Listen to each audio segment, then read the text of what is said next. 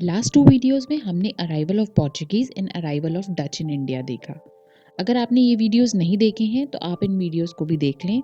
इनका link description box में दे दिया गया है। इंडिया में इसके बाद जो यूरोपियंस आए वो थे ब्रिटिशर्स। क्योंकि अब ब्रिटिशर्स ही आगे चल के इंडिया पर रूल करने वाले हैं, इसलिए ब्रिटिशर्स के अराइवल को हम लास्ट में कवर करेंगे। आज के वीडियो में हम कवर करेंगे arrival of Danes in India. Hello and welcome back to my channel the IAS world. तो चलिए शुरू करते हैं आज का टॉपिक। देखिए, पड़ोसी तरक्की देखकर जलन होती है डेनमार्क और नॉर्वे के व्यापारियों को। इनके पड़ोसी थे ब्रिटेन और नीदरलैंड्स, और ये तरक्की कर रहे थे ओवरसीज ट्रेड से। तो डेन्स ने भी ठानी कि हम भी पीछे नहीं रहेंगे, तो बना डाली एक कंपनी 1616 में डैनिश ईस्ट इंडिया के नाम से। और इनके राजा क्रिश्चियन फोर्ड ने भी दे दी इस कंपनी को एशिया में ट्रेड करने की 12 साल की मोनोपोली। यहाँ पर एक बात जानने वाली है कि उस समय डेनमार्क और नॉर्वे अलग अलग कंट्री नहीं थे, बल्कि एक यूनियन का पार्ट थे, जो कि 1814 में अलग हुए। फाइनेंस एक्सपीरियंस और कॉन्फिडेंस की कमी के चलते डैनिश कंपनी फॉर्म होने के 2 साल के बाद भी एशिया की तरफ नहीं बढ़ पाती। इन्हें इम्पेटस मिलता है एक डच मर्चेंट से। हाँ जी, आपने सही सुना, डच मर्चेंट से। ये आता है सिलोन के राजा का एम्बेसडर बनके डैनिश किंग के पास, और उनसे मिलिट्री असिस्टेंस मांगता है सिलोन में पोर्चुगीज को हटाने के लिए।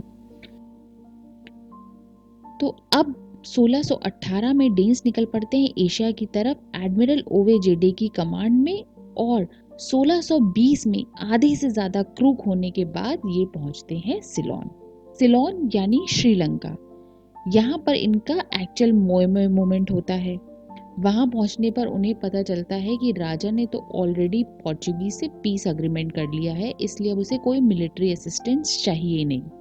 किसी तरह तंजौर का रघुनाथ नायक डैनिश कंपनी के साथ ट्रीटी करने के लिए रेडी होता है, और उन्हें ट्रैंक्यूबार नाम का एक गांव दे देता है। ट्रैंक्यूबार को अब हम थरंगमबाड़ी के नाम से जानते हैं। यहाँ डैनिश लोग फोर्ट डेंसबर्ग बिल्ड करते हैं।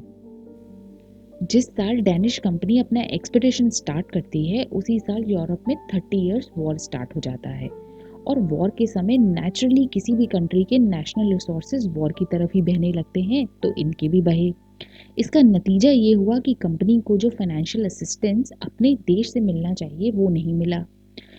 फिर कंपनी खुद भी ट्रेड अच्छा नहीं कर पाई, पुअर एडमिनिस्ट्रेशन, और साथ में 2/3 से ज़्यादा ट्रेडिंग वेसल का लॉस। इन सब के ऊपर कंपनी को इंडिया में जो लोकेशन मिली थी, वहाँ हाई टाइडल वेव्स की वजह से ये जो भी इंफ्रास्ट्रक्चर बिल्ड करते वो डिस्ट्रॉय हो जाता। इन सब कारणों के चलते इस कंपनी को डिसॉल्व कर दिया जाता है 1650 में। 20 साल बाद यानी 1670 में एक और कंपनी फॉर्म होती है। डेनमार्क और ट्रैंक्यूबार के बीच दोबारा ट्रेड शुरू होता है। इस बार डेनमार्क का राजा इंडिया में 2 जर्मन मिशनरी भी भेजता है। मिशनरी उन लोगों या उन ऑर्गेनाइजेशंस को बोला जाता है जो दूसरों देशों में जाकर ईसाई धर्म का प्रचार प्रसार करते हैं और लोगों का धर्म परिवर्तन करते हैं। ये 2 मिशनरी अपना काम बखूबी करते हैं और बहुत सारे लोअर कास्ट हिंदूज को ईसाई बनाते हैं। इस बार कंपनी ट्रेड भी ठीक ठाक कर लेती है, इतना कि वहाँ का राजा कंपनी को फोर्स करता है कि मुझे लोन दो, और फिर यही राजा लोन चुका नहीं पाता और कंपनी का ट्रेड भी डावाडोल हो जाता है, जिसके चलते 1732 में कंपनी को लिक्विडेट करना पड़ता है। 2 बार कंपनी ठप हो गई, फिर भी ये डेन्स हार नहीं मानते और बना डालते हैं एक और नई कंपनी डेनिश एशियाटिक कंपनी के नाम से। इस कंपनी को इंडिया और चाइना में ट्रेड करने की 40 साल की मोनोपोली भी मिलती है।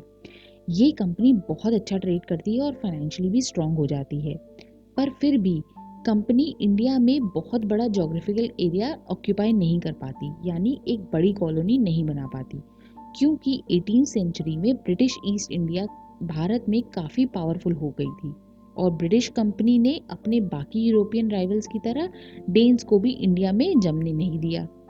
फिर भी सेरामपुर, ट्रैंक्यूबार और निकोबार आइलैंड्स डैनिश कंपनी के मेन सेंटर थे। 19वीं सेंचुरी की स्टार्टिंग में यूरोप में नेपोलियनिक वॉर चल रहे थे, और इसी दौरान ब्रिटिशर्स ने डैनिश कंपनी का इंडियन ट्रेड कट ऑफ कर दिया। जिससे डेनिश कंपनी अपने पतन की ओर बढ़ी और आखिरकार उन्होंने अपनी कॉलोनीज अंग्रेज़ों को बेच दी और 1869 में डेनिश कंपनी का अस्तित्व भारत में हमेशा के लिए मिट गया। देखिए, दूसरी यूरोपियन पावर्स के मुकाबले डेन्स की प्रेजेंस इंडिया में बहुत ज़्यादा सिग्निफिकेंट नहीं थी। ये ट्रेड से ज़्यादा अपनी मिशनरी एक्टिविटीज़ के लिए जाने जाते थे। तो ये था हमारा आज का वीडियो। प्लीज़ हमें कमेंट सेक्शन में बताइए आपको कैसा लगा। अगर इन्फॉर्मेटिव लगा है तो प्लीज़ लाइक कीजिए, अपने फ्रेंड्स के साथ शेयर कीजिए और हमारे चैनल को सब्सक्राइब कीजिए।